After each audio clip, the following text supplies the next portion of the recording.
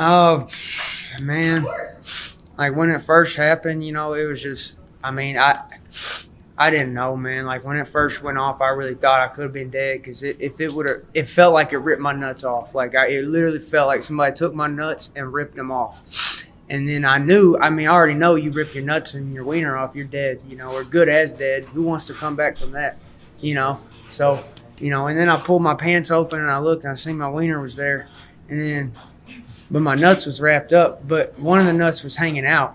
But I was just so happy at that point my wiener was still there because I thought that the wiener was actually ripped off too. But the wiener was there, and then I was thinking in my head, well, I can go on with one nut.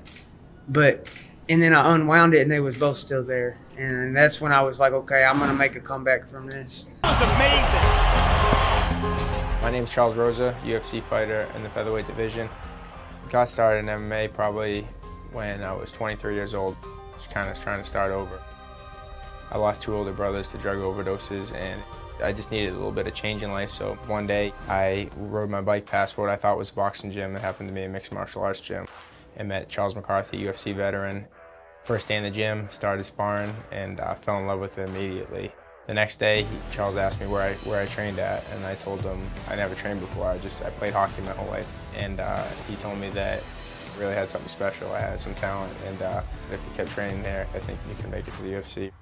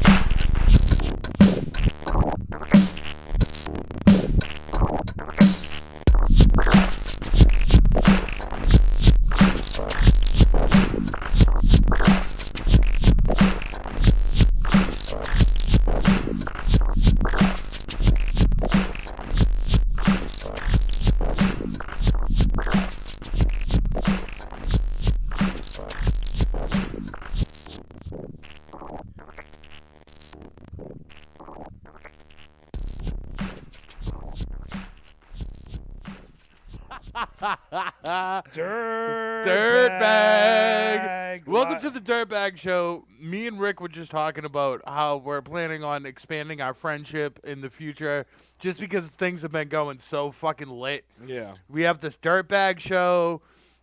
Things are going great. We have a big night tonight. Huge fucking night. Huge fucking night. Huge time-sensitive material, too, we got. I know. We're fucking topical. Dirtbag is topical. They're on shit. They're fucking moving. Big Rick is on his phone, but he's still in the fucking building, and we're ready to fucking burn it down. I'm promoting the show. That's what happens when, you live in the dirtbag life, is that, you wear many hats, many ridiculous hats, You have to do many things. And that's what we're doing around here. We're promoting. We're doing our own videos. We're doing our own music. We're doing live music. We're chopping music into videos. We're doing it fucking all, kids. We're doing fucking live streams. You know, everybody thinks they can just hop on a fucking Zoom and they have a fucking podcast. Yeah. There's a little more to it than just a fucking Zoom, kids.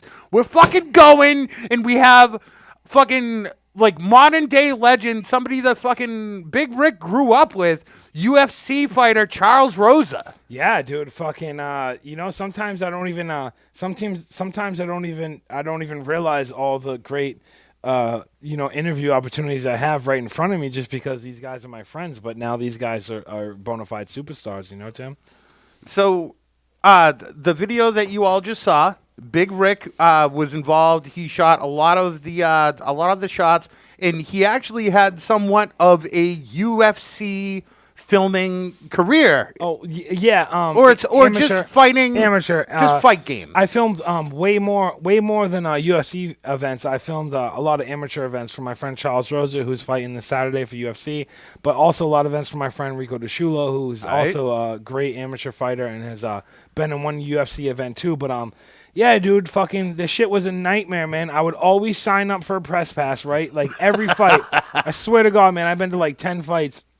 Probably more, but almost every fight I signed up for a press pass. That means going online, registering with the event, sending them your fucking website, and fucking and registering with the whole thing, and then your cage side, your fucking best friend since childhood is fighting. Your cage side, you're filming it, and then a fucking security guard comes up to you and is like, "You can't be filming." It's like, dude, I just did 47 emails with your company. The shirt, the logo you got on your shirt, I just did 47 emails with your company to get a fucking press pass. I'm cage side right now. I came from Peabody. We're in Foxwoods. I'm cage side, and you're telling me I can't film right now, dude. It's like, you know what I mean? Like, I just fucking came from bumfuck all the way over here, signed up for the fucking press pass. One of them might even have cost money. Signed up for it, and you're telling me I can't film? And the worst part about it is, Tim, people, this is the thing. This is what I'm mad about in the whole MMA community. People get press passes, Tim, to tweet.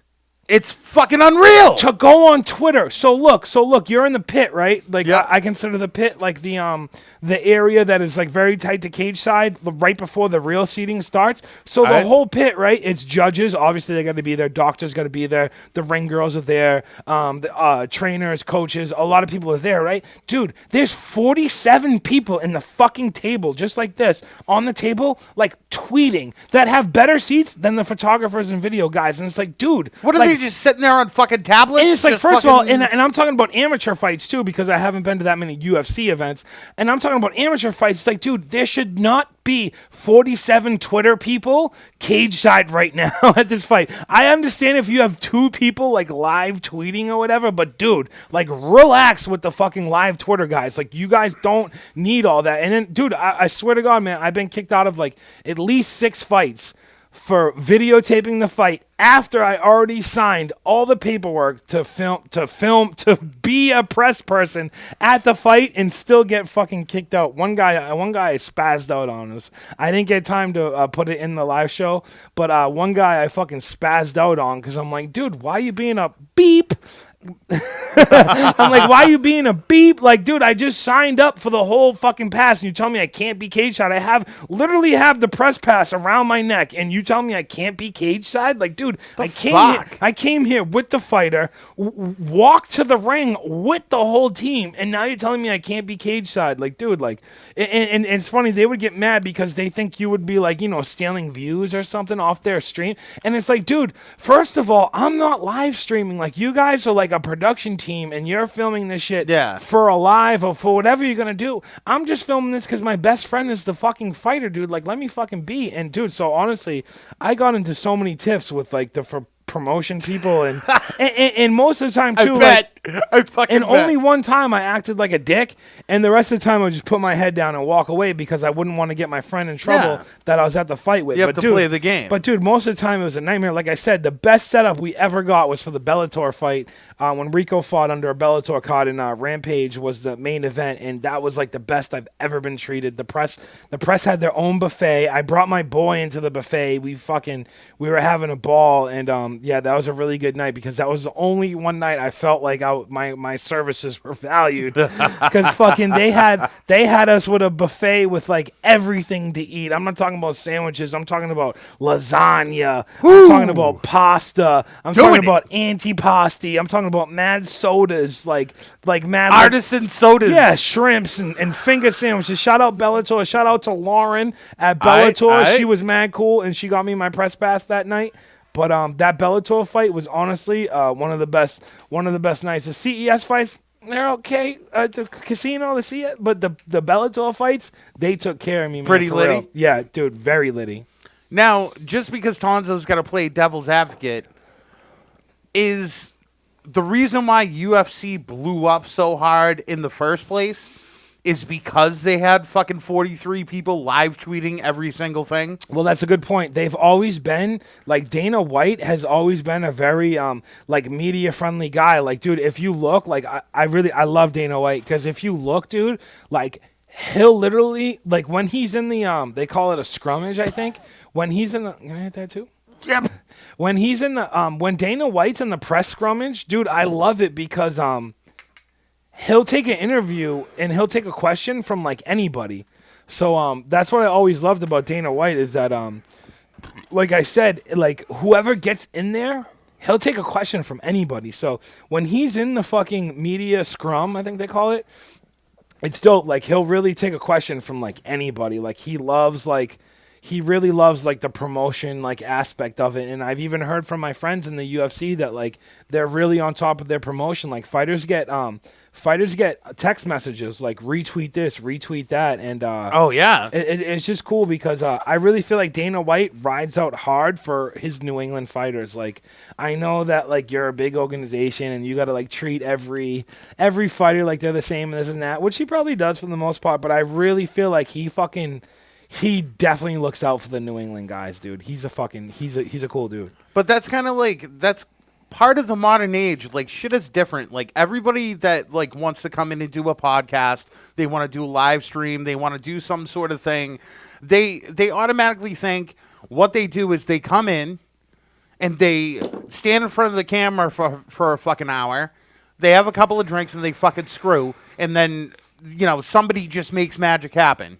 You know, with the modern age, with social media tied into, like, every time you're doing something, like you're doing a podcast or anything, like, you have to do more. Like, so that's something that we're trying to do around here is we're trying to get everybody that does something with us To do something. give them an assignment. Yeah, like, yeah. hey, you know, we just made Film this this. great fucking video, Film did this, all film this. that. Yeah. And it's for the best interest of everybody involved because Yeah. if you have, especially with UFC, like you were saying, he makes guys do fucking tweets and stuff, and that fucking brings more popularity to UFC. It creates more fucking activity and hashtags. Well, and for the fighters too, like I think that's cool as a fighter to get I can't remember one of my buddies in the UFC, his friend who's also a fighter, I can't remember who the text came from, but he said he got a text like from a UFC person like, hey, like retweet this now.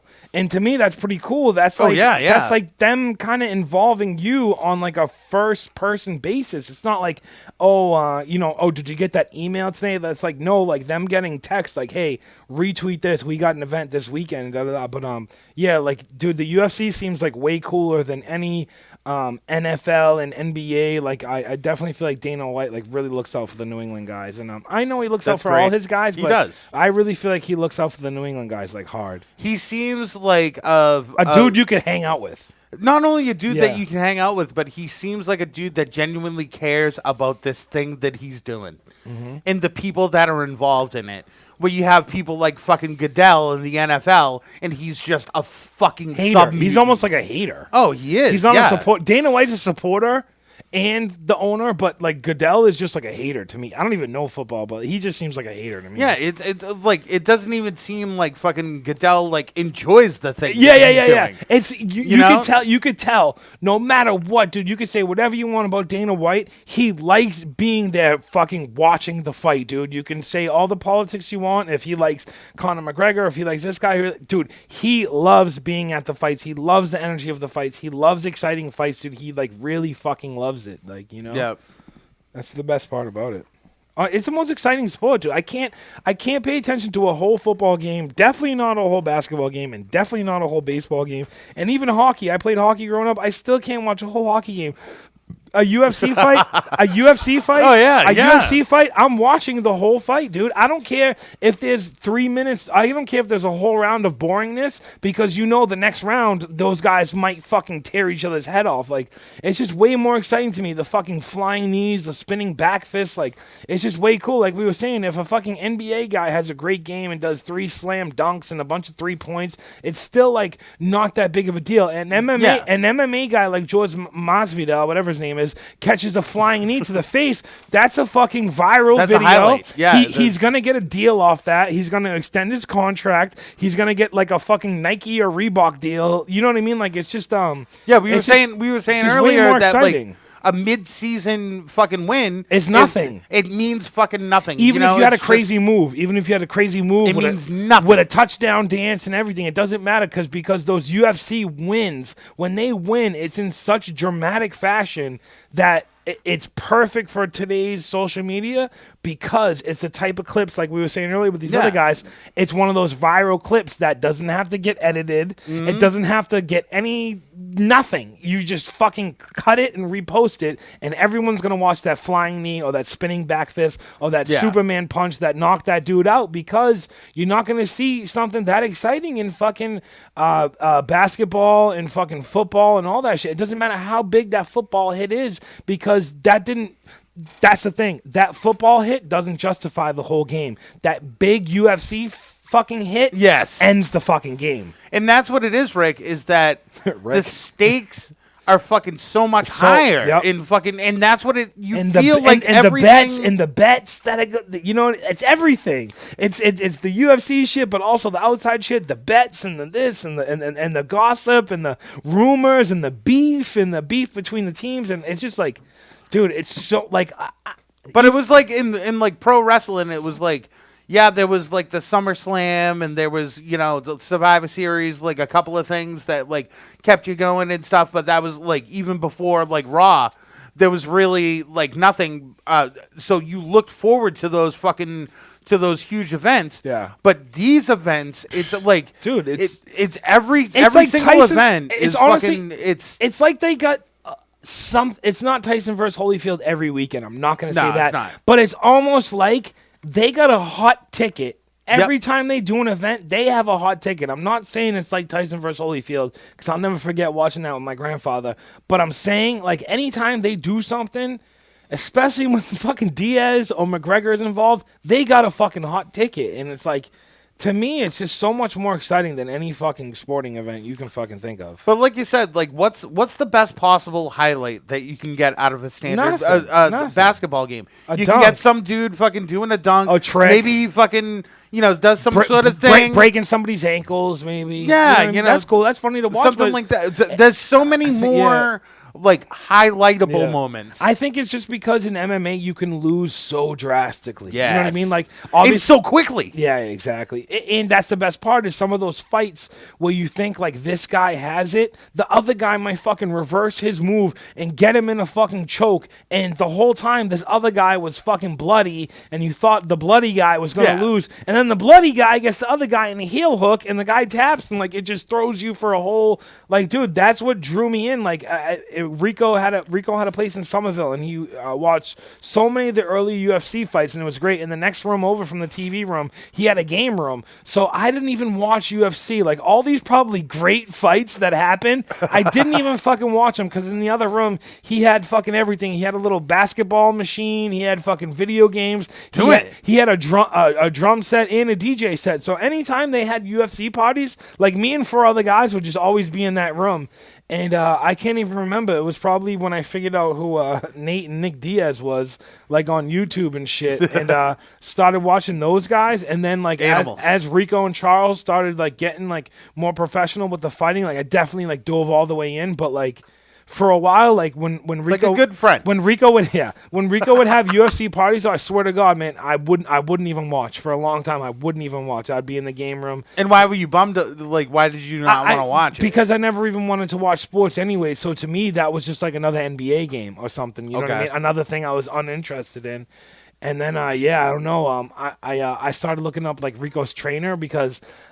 This is fucking going way back, but I took pictures at one of Rico's training sessions, and a kid I was working with saw Rico's training, and he was like, "Yo, that's Mark Delagrati, da da da da," and I didn't know who that was, and I was like, "Oh, well, I don't know. I just took pictures of my friend's gym." So then I realized I was kind of around some like elite like fighting shit. Yeah. So then I was like, let me like look into this shit a little more, and then like everything started to kind of make more sense and shit. Hey, what up to David Sill? What's going on, you fucking shitbag? What's up, Big D? Checking out the dirtbag. The shitbag watching the dirtbag. Full fucking circle. Spilling my MMA guts, man. Full circle. But Big Rick, you've had an impressive fucking MMA career, fight game career. Yeah, it went from fucking dope little casino fights to Bellator fights, and I didn't get into the UFC fight, but it was great. My friend Charles, I designed and printed some shirts for his first UFC fight at Boston Garden, so it was cool. Like, got to go to his hotel and deliver the shirts and see him warm up a little bit. I remember he was with this like really famous Dutch kickboxing guy from Sweden, like or Denmark, wherever the hell he's from. Like he had that dude all the way there, so like it was cool. It was a big deal, and all those guys like wore the hoodies, and I took pictures. But the next day, like those hoodies were in the Boston Globe or whatever the hell it was. But it was cool because it was only my first year in screen printing. And I got to see my shirts in like the Boston Globe and shit, so I was definitely like, it was a cool moment. And like, dude, I honestly, when I saw Joe Rogan like raise my friend's hand, I'm starting to get emotional right now. But honestly, when I saw Joe, chills, bro, when I saw Joe Rogan raise his hand, bro, I swear to God, I shedded fucking tears, man, because bro, that's like, dude. Tell me what you're in the Boston Garden, bro. A place where you watched the Bruins games with your grandfather or your father or your uncle or your mom. I'm literally tearing right now.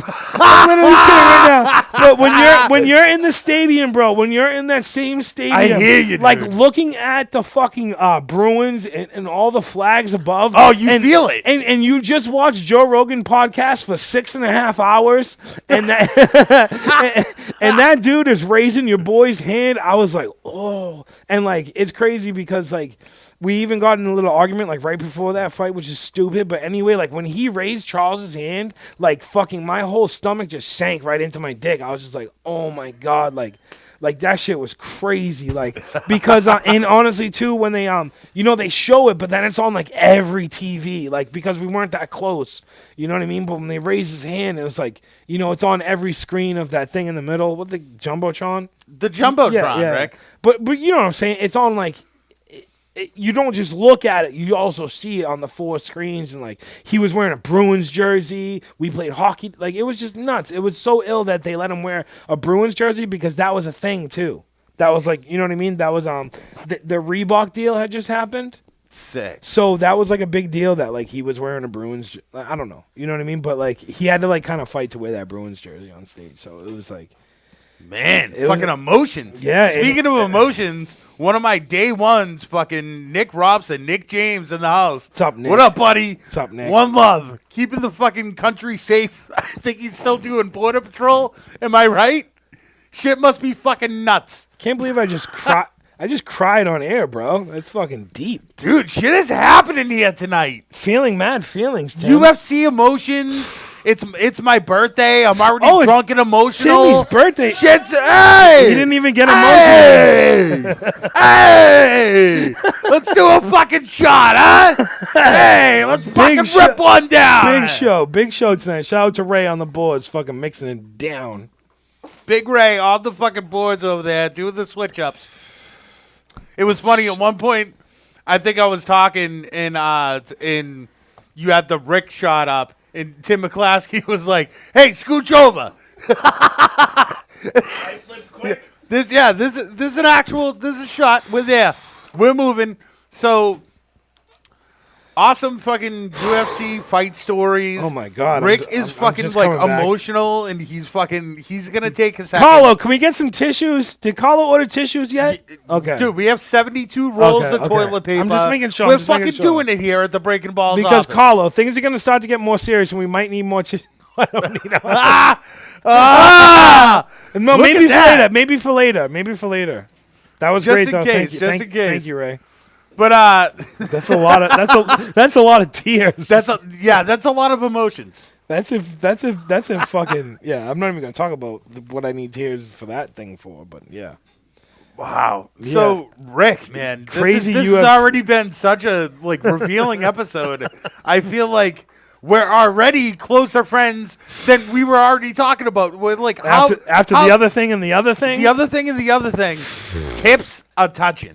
Things are moving. dude, it's just fighting is just so, and it's just like people don't realize it's so more intense than every other sport because like you could die, you could break, you could break ruin shit. your fucking whole life. Like, dude, like Rico's mom can't watch the fights, bro. Like I love her. She'll pay for the fucking #1 seat in the house. I love her, but she can't watch the fight.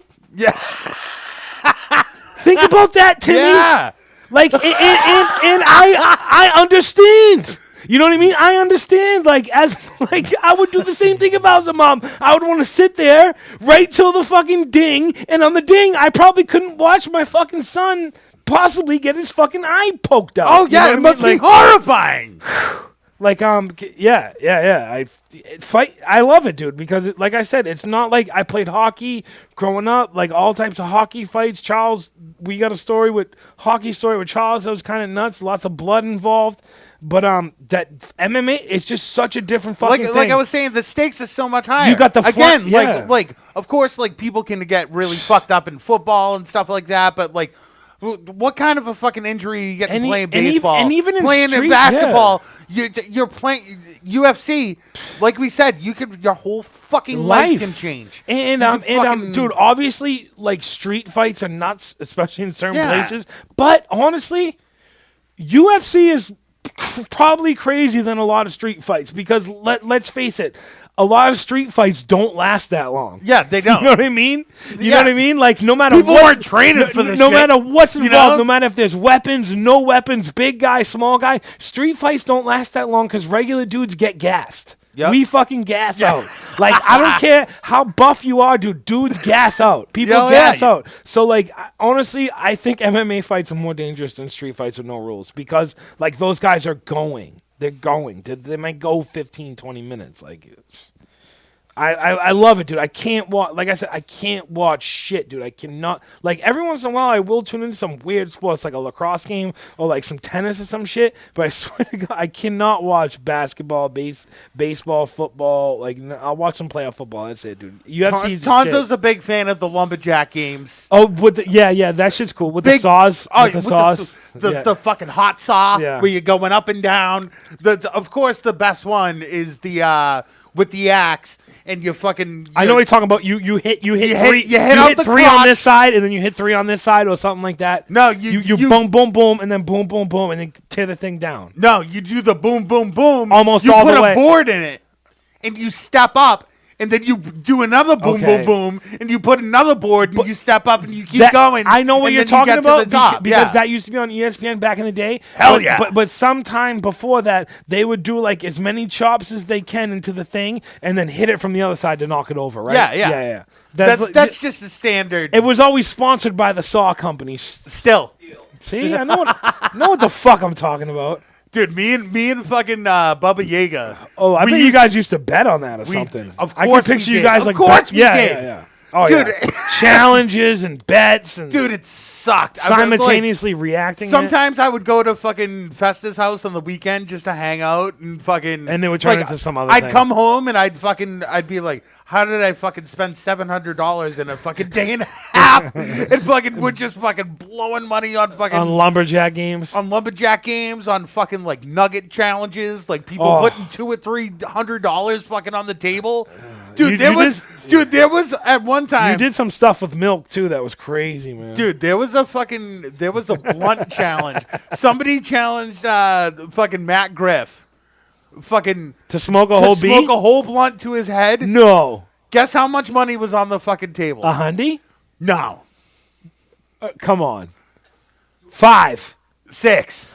$600 was on the table. And what happened? And we were all losing our minds. We kept putting in more money. Dude. And I'm like, fucking 400! And everyone in the room's going nuts. We're like, oh, $400! And he's like, no, but we're like, And dude, fucking what? Somebody else would walk in the room, 500!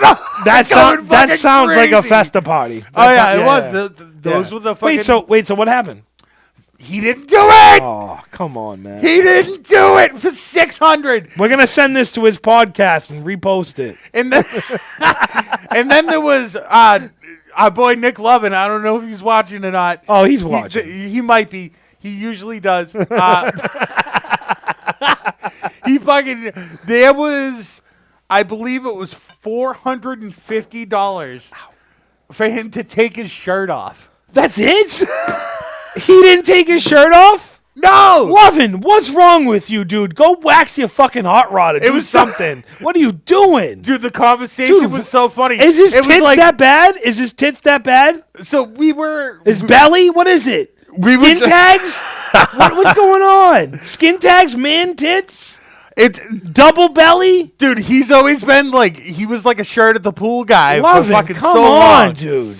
And you're a fucking handsome dude, man. What's wrong with you? Oh, he's a fucking stud. Yeah, he's a talented motherfucker. He's doing things. He's fucking making bank. Yeah. He's fucking killing the game. He's got a new fucking spot. He's killing it, crushing it. He looks like he would do auto body for like Jack White. No shit. But he is. He's a dope fucking like specialty type of dude. Yeah. Super specialty. But yeah, so maybe we should get into our first video. Or actually, the only video that you give a shit about. Exactly. We interviewed Charles Rosa. He's gonna is he like almost like not the main fight, but like the headlining fight? No, he's pretty early. I think, dude, it's like I was saying to you and Ray earlier. It's so hard to like divide the night. Like most of the nights now are divided like from like a ESPN thing to I think a UFC pay-per-view thing. Yeah. So the first part of the night, prelims, is ESPN, and I think Charles might be the last one on the prelim. I don't fucking know. But I just know Charles has a UFC fight. He's my boy. We played hockey and lacrosse and all that fun stuff together.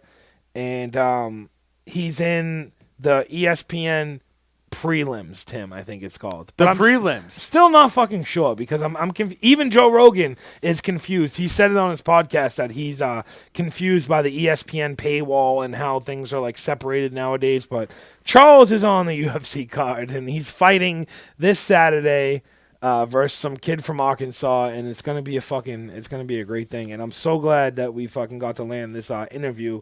It was great. Right before he had some other shit to do too, and he squeezed the Dirtbag Boys in right before fucking ESPN. What a guy! Fucking breaking balls. See, you getting in here first. Fuck you, ESPN. We're fucking doing it. Oh man, check it out. So the whole world's been shut down. No sporting events have been happening. The Dirtbag Boys here talking with Charles Rosa. So this is the first event since the whole world has been shut down. So what was it like? What was it like arriving into Jacksonville for the event?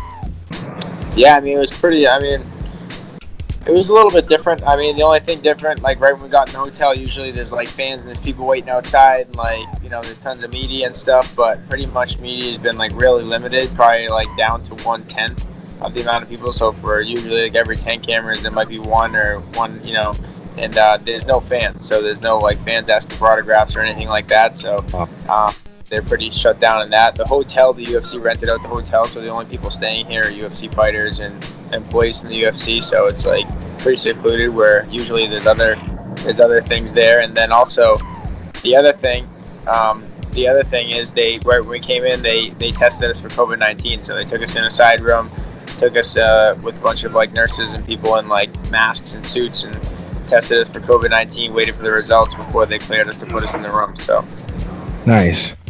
So like so you got a COVID test. Like there's a lot of people out there that are like, oh, I want to get tested for COVID. So exactly how brutal was that? Like, so you got like a... Yeah, I mean, if you go on like the Twitter and my Instagram, you can see we did it to my coach, and like, you know, it was got a lot of people saw it. It was like they basically stick a huge Q-tip down your nose to your bottom of your throat, dude. It's like it's this long, dude, and they stick it right down your nose. They basically tickle your brain a little bit, pull it out, and then they fucking come back with the results and they tell you don't have it. So it was, you know, it was definitely sucked. I wasn't looking forward to it because I saw like the main event, Tony Ferguson like posted a video like an hour before I got there, and I'm like, fuck, I hope they don't make me do that. And then, like, sure enough, they did. How long did it take to get the results after you got the tip of the nose? An hour, not even. I think like 10 minutes maybe. Oh shit, that's pretty good. So what's been the soundtrack for this training camp? What have you been listening to when you work out? I warm up to like the Roots because it's like mellow, so I'll stretch and, you know, nice. Some good chill music. And then Right. once I get into it, it's always, you know, Big L, Gangstar, and, you know, I got a couple G Unit songs near the game, you know, and mostly, you know, some music once I'm flowing and throwing punches that, you know, more that killing music, you know. So yeah, exactly. So what is the camp, like your regular routine is like some stretching and strength and conditioning, and then you go right into rounds, and then do you end it like kind of calm with some calm at the end? Or Then I'll usually just play back the Roots at the end. So yeah, so, like, I'll just get like a playlist, and I just usually by the end I just go back, and mellow it out, just chill and just try to like stretch, go over a couple like, you know, drills and mistakes I was making, a little thing to fix, and you know, kind of like quiet music because you know, just kind of winding down. But yeah, and then like if I'm cutting weight and stuff, like once I start, because tonight I gotta cut a ton of weight, I gotta cut 10 more pounds tonight. Jesus. I'll go to like, you know, Sublime and like Bob Marley, like super chill music that is just like easy on the brain, you know, because you just want to murder a chocolate cake right now or something. Yeah, or steak. I haven't eaten a carb or, you know, fucking any salt in 2 days, so that's like your body's craving its sugar. I haven't had any of that. So Have you seen? So you said you were a fan of G Unit. Have you seen these the murals going around of 50 Cent as different people as Trump? Yeah. I saw that today. They did it with like Takashi or whatever. Takashi? Yeah. And he was pissed, dude. He was pissed, but you know, I've seen him going around. I don't know the whole scoop of it. What's going on? So you know what's crazy? That guy, I've been following him for a long time. He's a really good artist. He's actually done commissions for the UFC. So that artist is from Australia, and he's done portraits of fighters like as promotion for the UFC, and the UFC even like reposted and posted some of them. But that's what I was saying. Hopefully, eventually, we can like do a mural of you somehow and have the UFC like sponsor it. But yeah, his name is Lush, and he legitimately got commissioned to do some portraits of fighters for the UFC too. Yeah. Awesome. Yeah, I mean, I'm making my run for the world title, so probably two, 3 fights and be able to make that happen. Hell yeah. Nice. So, like, obviously, like every fight that you go into, there's a lot of pressure and stuff. Like, how are you feeling, like, with that kind of that added, you know, this is the first major sporting event that anyone's seen. You know, so like we haven't even seen like fucking women's lacrosse or anything. There's been nothing. Dude, it's part of history. You know, that's what I'm really excited about. Like, this is going to be one of the first major live sporting events, or the first live major sporting event since the pandemic, and I'm pretty much going to be kicking off a show. So I'm really excited, man, to bring the world back to where it is. Like, a lot of fans and people that hit me up saying like, oh, I lost my job, and this is giving me some hope, some inspiration. And man, that's what it's about for me. You know, I mean, I love to fight. I'll fight. I fought in the back. Everyone's like, oh, what about the crowd, the audience? Like, there's gonna be no people cheering. I'm like, man, I mean, you can ask Bagley. I fought in the fucking parking lots. I fought on the ice with 10 people watching it. I fought in school. I fought in, you know, stadiums with 20,000 people, sold out arenas. So it don't make a difference to me. It's all the same mission. You know, kill or be killed. Nice. And so when you're in the fight, none of that bullshit matters. It's just you and the task at hand. Yeah, dude, the kid's just staring across him and trying to take his head off, trying to kill him. That's what it is. Sometimes it gets cool when the crowd gets involved. They're cheering, they get excited. It gives you a little extra burst of energy, but you don't need it. It helps, but I don't need it. It's just either there, and then sometimes it's against you. And I was fought in Mexico City. There was 30,000 Mexicans yelling at me in Spanish, fucking didn't know what they were saying, but it didn't sound nice. You know what I mean? They weren't terms of endearment, dude. But like one thing, like the UFC has always given you amazing matchups. Like I'm not even like the most knowledgeable fight guy, but it seems like they always know how to like give the people a show with you. Like they never gave you like an easy layup. Like I think they even threw the biggest challenges at you early on. You know what I mean? Like let's throw this kid everything and see what he's got. And man, like just the fights have all been so memorable. Like even the losses, which is still epic fights, man. They've always given like a good show when it comes to you. Yeah, all my losses are fight of the night bonuses, and I don't feel like I've really lost any of them. They're all whatever. I don't feel like I've ever been defeated in the UFC. But this is a tough sport, man. They call it the hurt business for a reason. Every time I go in there and fight, I'm fighting the toughest guy from this country, fighting the toughest guy from this state, fighting the toughest guy from anywhere. You fight a kid from Mexico, you fight the number one guy in the world in the weight class in Mexico. You go to Japan, you fight the best Japanese fighter on the planet.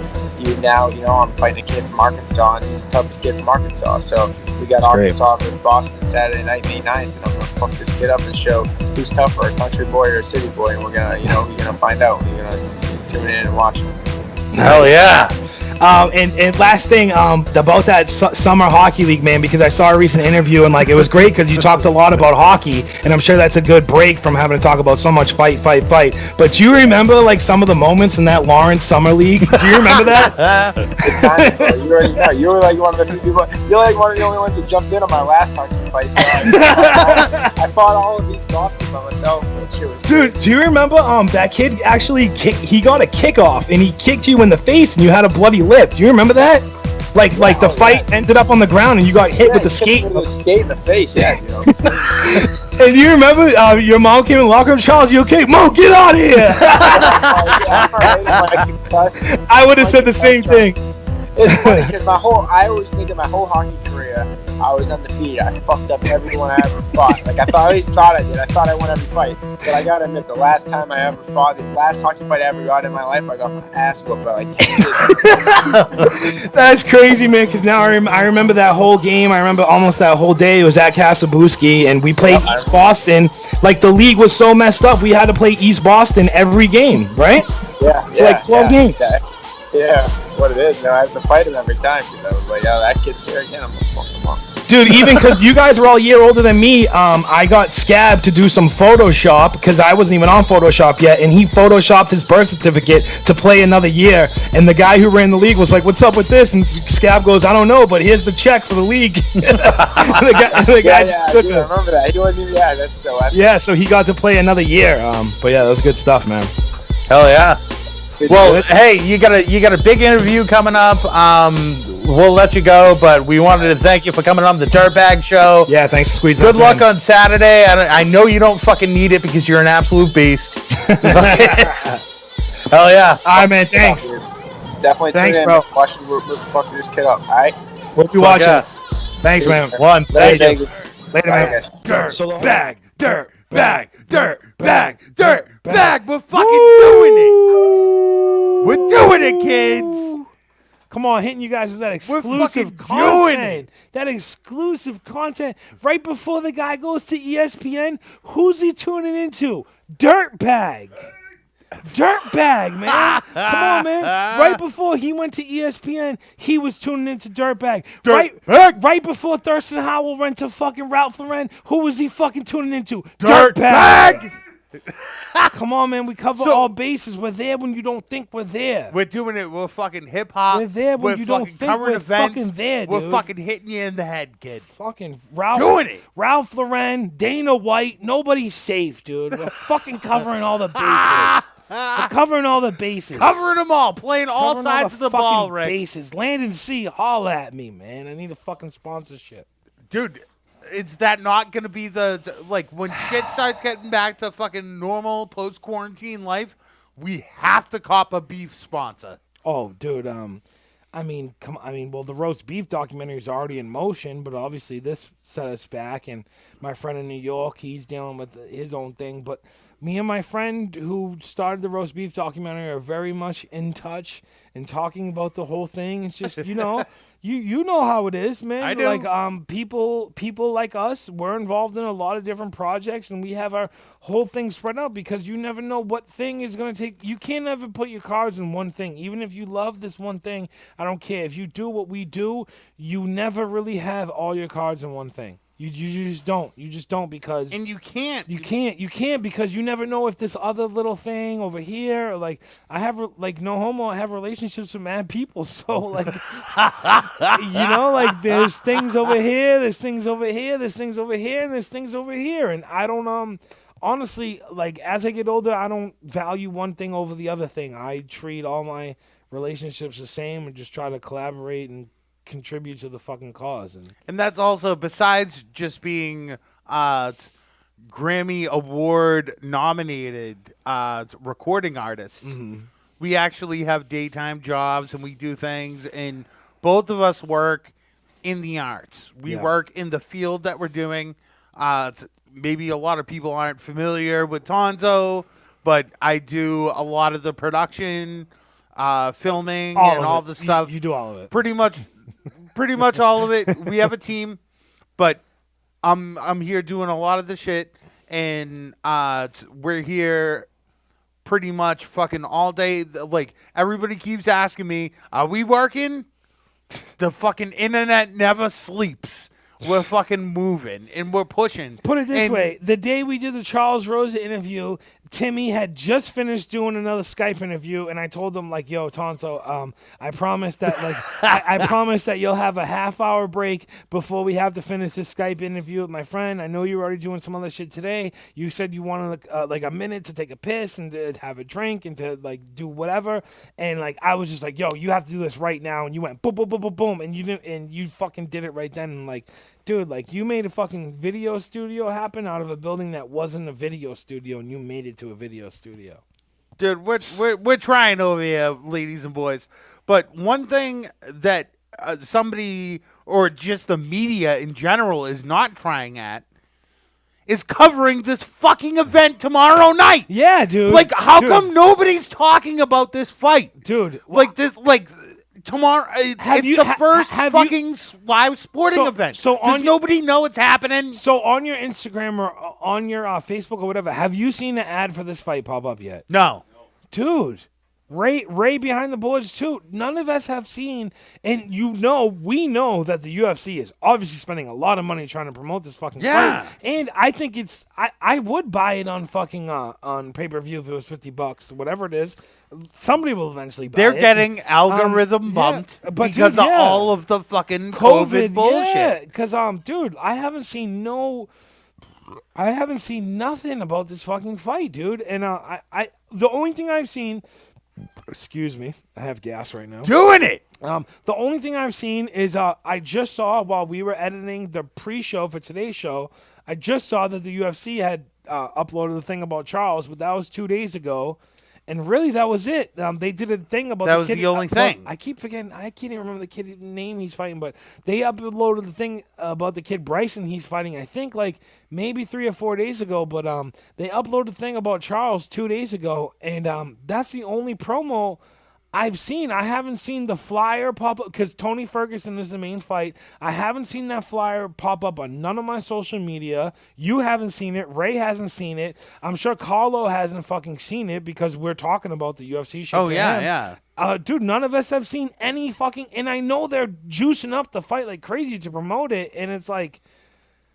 That should be cutting through, dude. I'd rather see the UFC promo than some fucking COVID-19 get your fucking test over at Walmart. Like, and that's the same thing. It's like when all this shit like first started, we were like, now is going to be a perfect time to strike with shit because with people want to laugh with anything. Yeah, people want to be entertained. They want to be entertained. Yeah, because there's no sporting events. There's everybody's nothing. Locked in. There's nothing there. There's Netflix. But also, you get the oversaturation, Rick. Yeah. You have the Zoom factor. Yeah. With where everybody with the thinks podcast. they think that they can do a Zoom and that's a show. Yeah.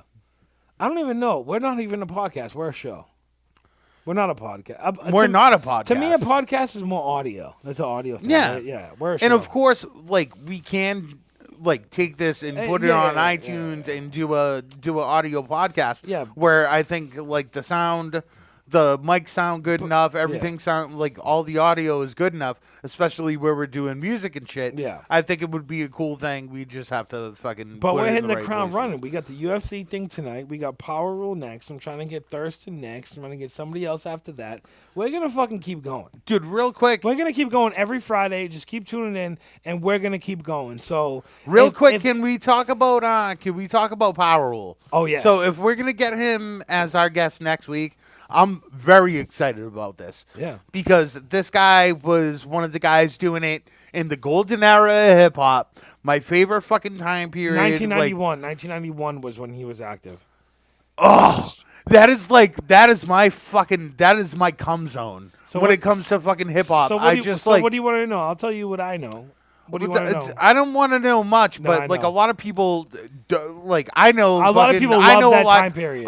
A lot of people love that time period. period, but a lot of people don't know who Prince But- Power Rule is. And they should, because one, his fucking music is dope, and two, yeah, like he was just around at like the best time like ever. But I really feel like he's in the same category as Thurston Howell in the sense where like I feel like they'll never be appreciated on the level that I feel like they should, because Sean Price, I feel like, has been like mentioned on the level he should amongst those guys, but Thurston and Power Rule should also be, to me, at that same like place. But Exactly. because of whatever, like you haven't heard about those guys as much, but yeah, like I feel Power Rule is just as important as Thurston and Sean Price and Beat Nuts and all those are all his friends too. Those are all his peers and all his friends. So And so, real quick, like we're gonna obviously go into it a lot more next week. Yeah. But Prince Power Rule, he was signed to Interscope Records around the same time as Tupac.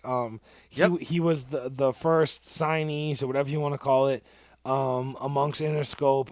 And when their only other artist was Tupac, and actually I'm friends with him, and I don't even really know the whole story about how his record deal came to fruition. We're gonna find out Sorry, next week. I don't have a good vocab. I think that's the word fruition. It is. That's a perfect But I don't word, even know Rick. how his record deal came to light. But all I know is he was friends with Red Alert and friends with like lots of legendary people. And I just met him in the backyard at Thurston's grandmother's house. And Thurston just told me like, yo, this dude's a Spanish dude. He's fucking been down since fucking the early 90s.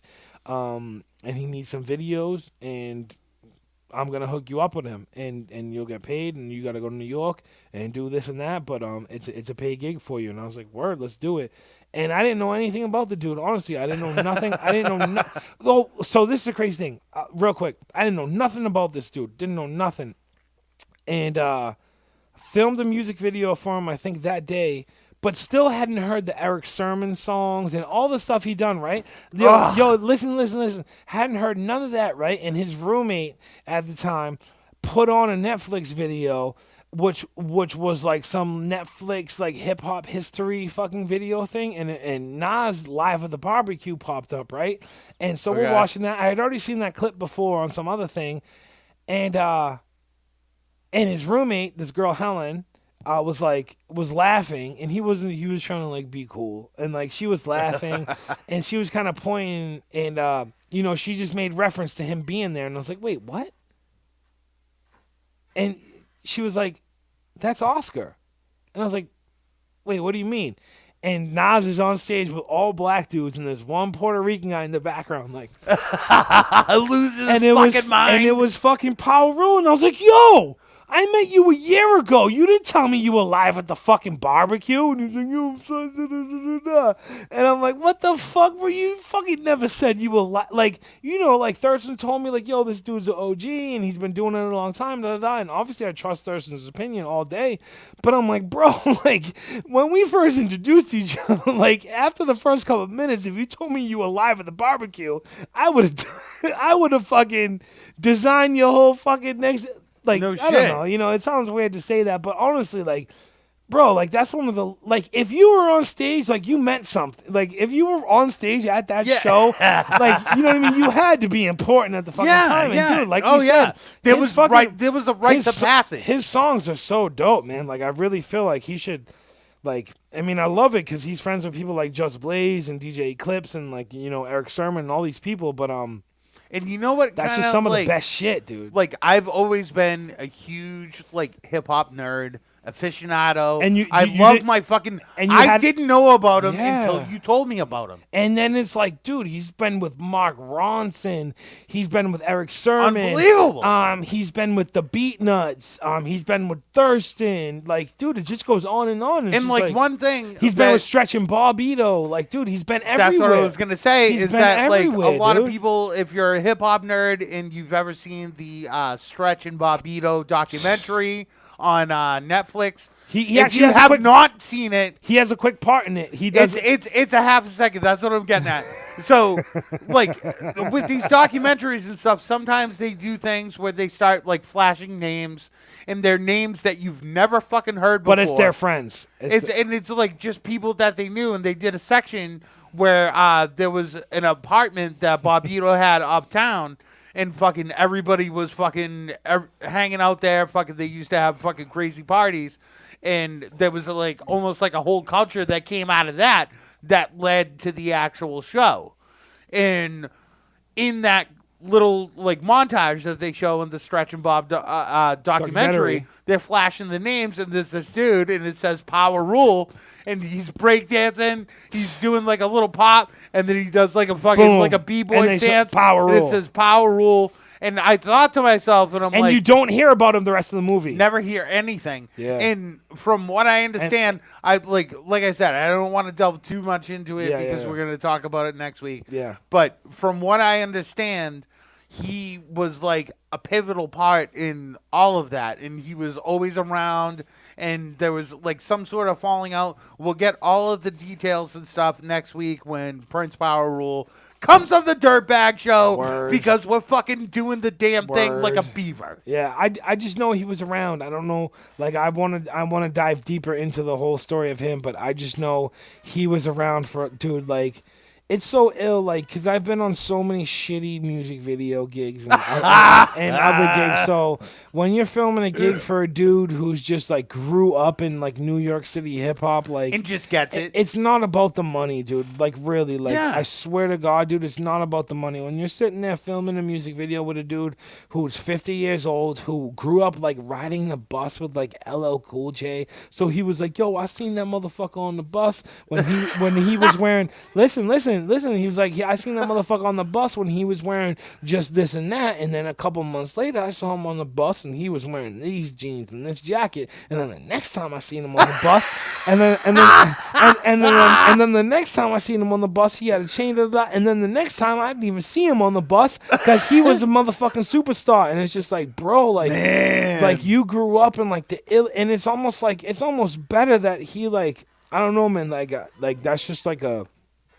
To me, like, I just like keeping those dudes around me and trying to help them out because, like, I know that, like, we can make more stuff that people will love. Like, we can make more music and more videos and more shit And that, just like, keep doing it, because yeah. he had such an ill run then that, like, when you were active back then and you made dope shit, I don't care what you did after that. If you made dope shit in that era and, like, Stretch and Bob played your shit and you were with Red Alert and all these people, you release new shit, motherfuckers are gonna like it. Like I don't care if. But like shit was totally different back then in like, you know, the early 90s where it was like you'd look at somebody like maybe like Cypress Hill or something like that and you were he was friends with those guys too. Yeah. Of course. And Yeah, I yeah. can't wait to talk about that.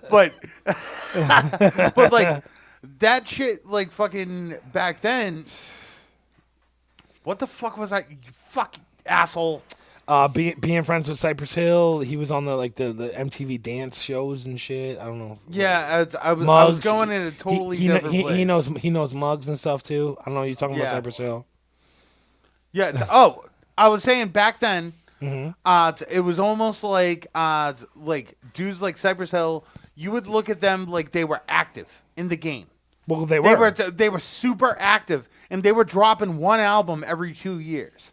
And now in this modern generation, Oh, you got to put out a song every week and shit. like because the market's so fucking saturated. Yeah. That, like, if you're not dropping something fucking every day, you're doing daily content, you're doing something. Like, people don't have there's no brand loyalty anymore. No. Because there's so many brands. Yeah. There's so many things to just be like, bang, bang, bang, bang. If you can't give me, I want this shit every day.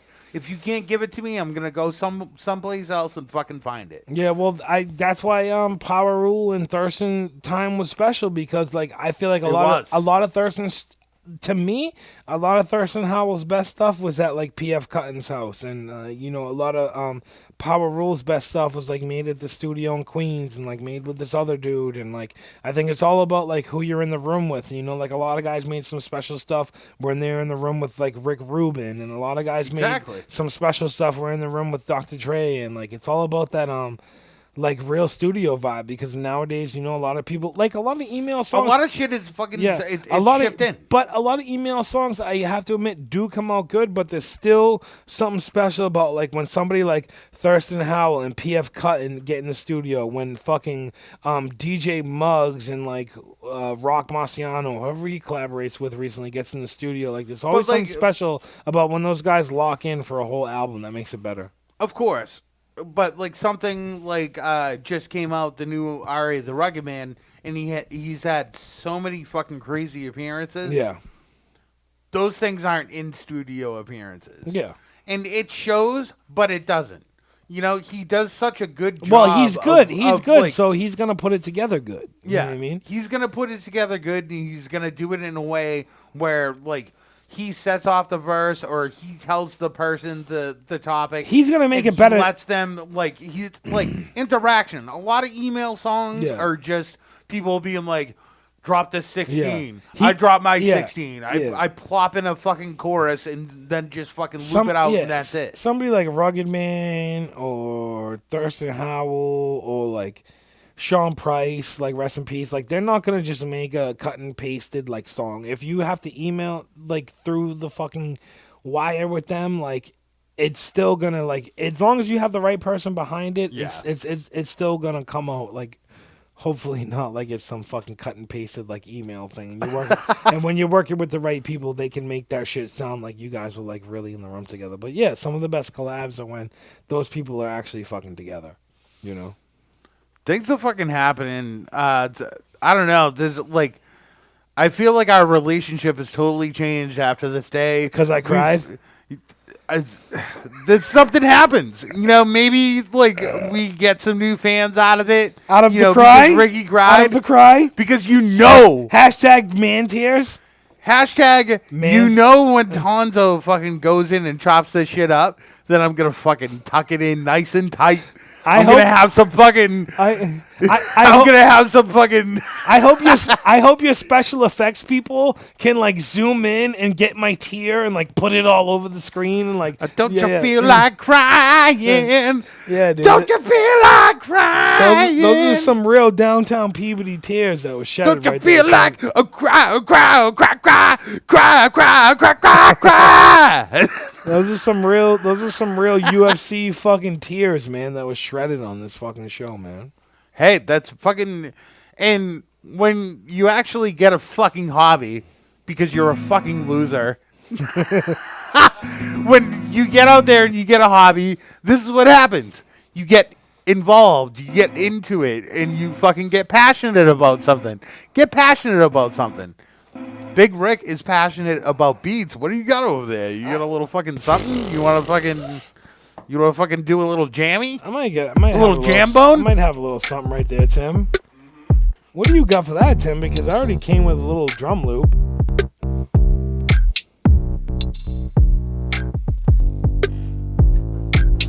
Okay, people, we'll give you a little something.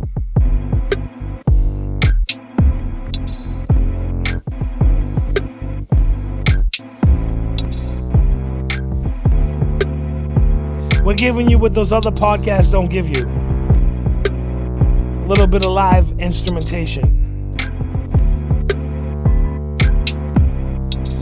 Alright.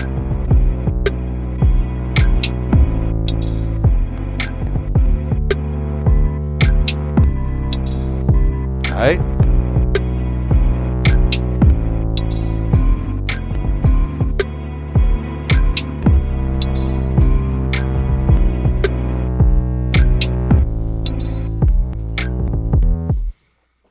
Alright.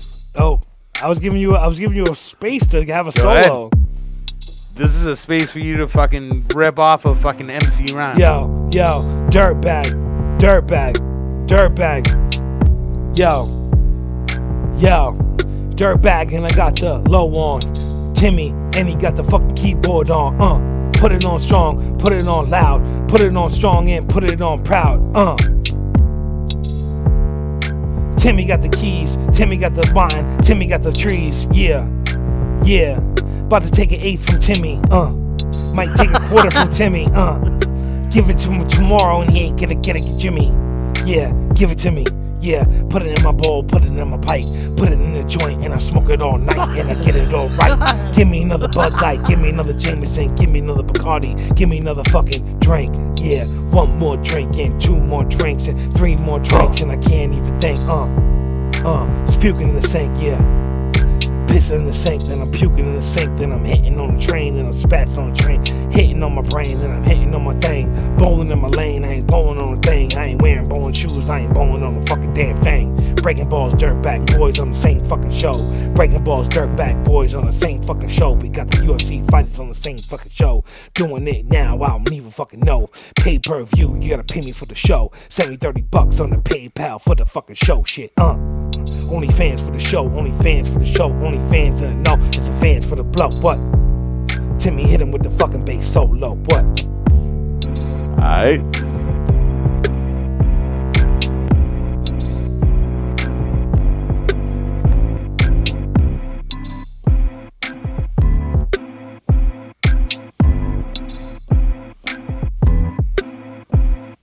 Three ways, you got no reason to worry. Alright.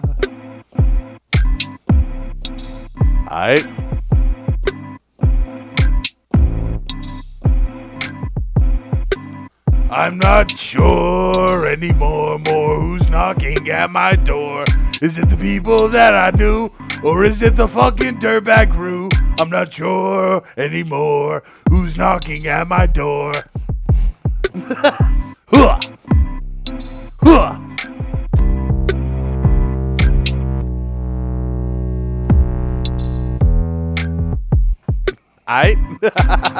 Dirtbag. We do shit live. We improvise live. We always give you guys a little bit of. We're doing something. We're not fucking geniuses over here, but at least we'll fucking try. We give you a little pre-production, and then we give you a live improvisation, and we make a little, and we do it all so you can have a nice little show.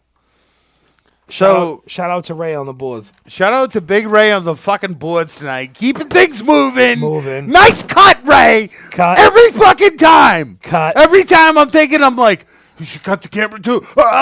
He's cutting the camera too. He's fucking doing things. That's how I roll. We did it. We're doing it. I think honestly, I'm not even talking shit. That was one of our best shows because we had some current events. We jammed a little bit live, and we got to talk our shit. Hey, we have a lot of shit to talk. And we have famous friends. Come on, Mr. Monday. We got Charles. It's because of Mr. Monday. Yeah. I can't really floss. Yeah. It all comes down to Mr. Monday. Mr. Monday pretty much catapulted us all into showbiz. Hey, everybody needs a fucking catalyst. Everybody needs a spark. Not everybody can Mr. Monday is the spark, just like Monday is the spark to living your fucking life like a champion. Fucking A. All right. Well, hey, Dirtbag Boys, episode 5. I think we did a good one tonight. Thank you, everybody, for watching. Brickyard Prince came in at the end. Brickyard. Daryl Schwendenson. Don Don Shula. Don Shula, rest in peace. Yep. Robin Hinneman. There she is, doing it. She had beautiful teeth. Beautiful teeth. Shout out Robin. Beautiful teeth. Shout out to Robin with the nice teeth. Shout out to fucking... Shout out to Ralph Loren for sending us all the clothes. Shout out to Forever 41, Tonzolini, Peach Bikini. Tonzo's We're fucking birthday. out.